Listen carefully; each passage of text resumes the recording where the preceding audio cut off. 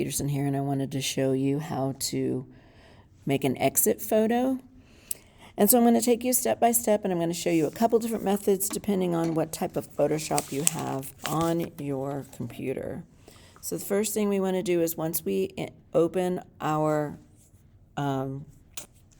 picture in Photoshop and we edit it the way that we want to edit it, then we want to go ahead and duplicate that layer. So I'm going to do Command J, and I will have my background layer for whatever else I need. I'm going to go ahead and stick a clear layer in between these two. I'm going to fill it with black. Any color is fine, but the black will help you. I'm going to fill this with black. Okay, you can only see it over here, but you'll eventually see the rest of this. I hid this one. It doesn't really matter because now black is covering it. So we're going to select the top layer, and we're going to crop this picture to whatever we need it to be. So this picture actually was a lot further away when I originally had it, and I cropped it down. But I don't want to crop it too much because I want to be able to have some floor room or some side room for this picture. So I've already cropped this one, but you would crop your picture down so that you mostly have your subject in and some floor or some wall. So after I crop it, then I'm going to go into the Polygon Lasso tool. So that's the third tool down. If you don't see it, there's the Lasso tool and the Polygon Lasso tool. That's the one that we're going to choose. And we want to think parallelogram, or we want to think trapezoid.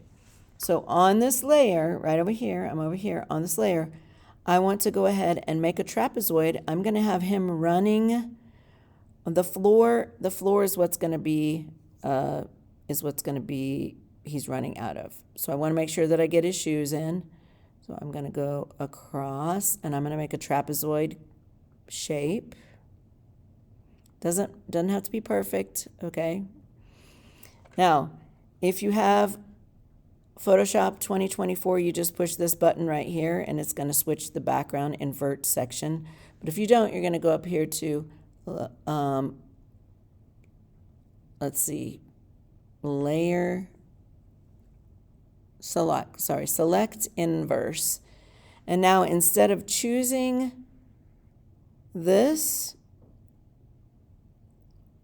it's choosing the outside. I'm going to go back. Sorry. At this point in time, I just want this right here. This is what I want right here, and I'm going to Command J to duplicate that layer. Now watch what happens over here when I push Command J. Command J, and I get a layer of just the parallelogram or trapezoid that I had. You can't see anything yet because we're not there. So I'm going to go back down to this bottom layer here that has the whole person on it. And now I'm going to go to the thing below, either the object selection tool or the quick selection tool. I'm going to start with the quick selection tool, and I'm going to select my player.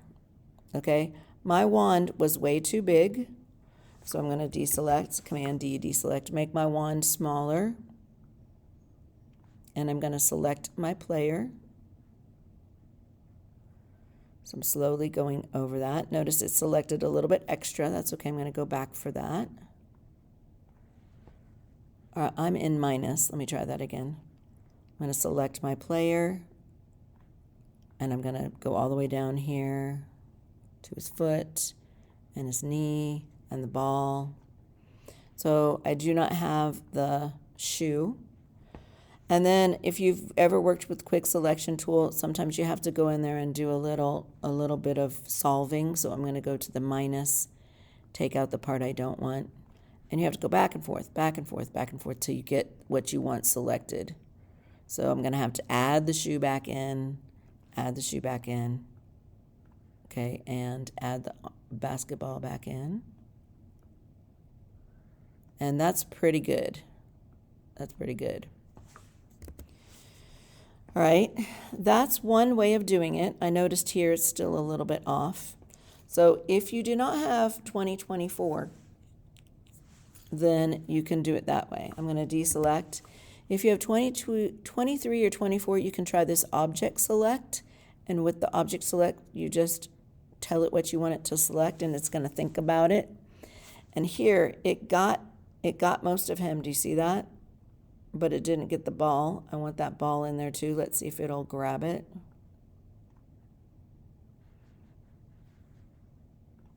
I'm going to try again. Now that's pretty good. And it selected most of the ball there. So if that were the case, I want a little bit more of the ball, I would go back into Quick Selection tool, make sure it's on plus, and see if I can't get just a little bit more of that ball in there. Try to get the ball in there. And one more time, trying to get the ball in there. Not bad. Now I want him by himself as well. So the easiest way to do that, once I have him selected with those dancing ants all around over here, I make sure that I'm on the layer of the full picture over here. Look over here in the layers panel. And then I'm going to do Command J again. And now if you see I have Command J, I've got the floor and I've got him. All I need to do is unsee this and you're going to see what we've cut out. And it's a pretty good cutout. I'm actually more pleased with this than my practice version. We're not going to leave the black on there. I just put the black on there so you could see what it looks like. This is really pretty good. And it doesn't matter if there's a little grain in your picture, because what we're going to do next is going to change things up. So I will say that if you do not like the way that the floor looks, you can always go back into the floor and take that tool and just change the shape. So I could maybe just change the shape here and delete this. I'm just on this layer over here and I'm just going to delete. And then over here, watch what happens when I do this. This is actually kind of cool that his heel is out of it. And I'm going to push delete. And now his heel is off the floor as well. See that? Sorry, I don't need that triangle. So now I like this. But I need both of these things on the same layer. So I'm going to go to the top layer. I'm going to go to the cheeseburger over here. And I'm going to go down to merge down. Go up to merge down in this case. And it's going to merge both of those layers together. So the only thing I have on here is the floor and the player. But there's one more thing that I'm going to add. I'm going to right click on here and I'm going to go to blending options. And I'm going to pick the blending option that says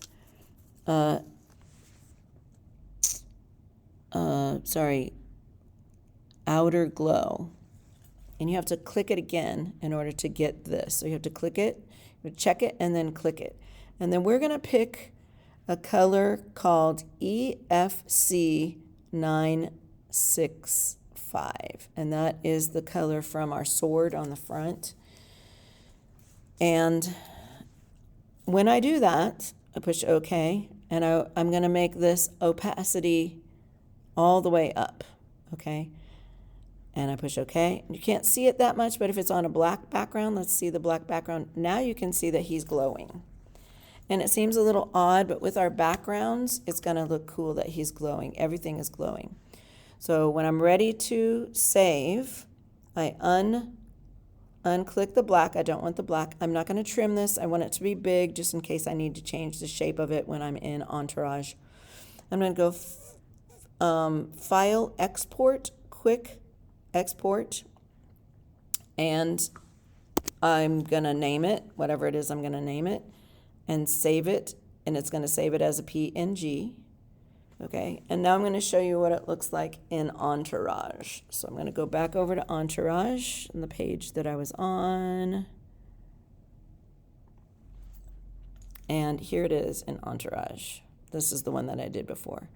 Notice that the heel isn't sticking out. That's because I went ahead when I was doing photo settings, I had the heel come off. But if I wanted the heel on there, I can change it in photo settings. And now we see him. We see him coming off the page. The way this one is set up, there's actually a photo behind it and a photo behind it, but that's not really how your exit photos are.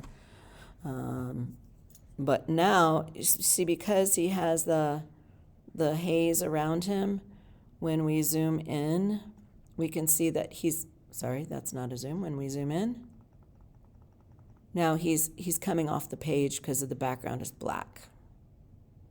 All right, it gives him just a little glow. Now I will tell you, if you want to be really fancy, you can go to your page and pick the color on that page. So see how, whoa, that was big.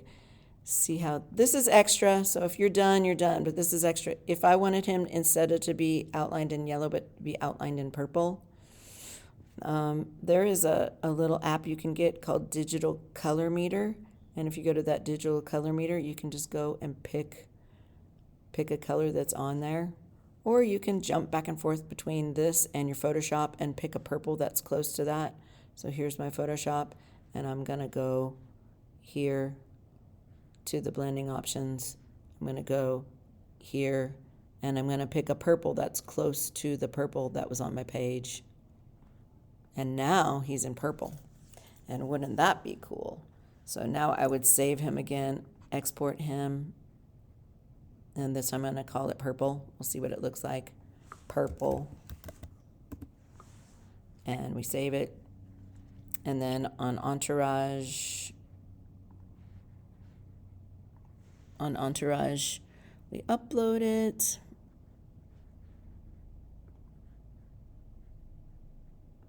And right now I'm just putting these in my background so it's not in your way. But you would put that on the page that you want. Here's my purple one. And then instead of this right here, I could try the purple. And I take the purple one and I put it on there. And now he has a purple background on him and he pops off the page, which actually looks super cool. Super duper cool. Some of you, this is going to be super stressful for you, but maybe the person next to you can help you pick the outside color. That's all I got to say. I love you. I miss you already. Go out and change your world for the better. Bye.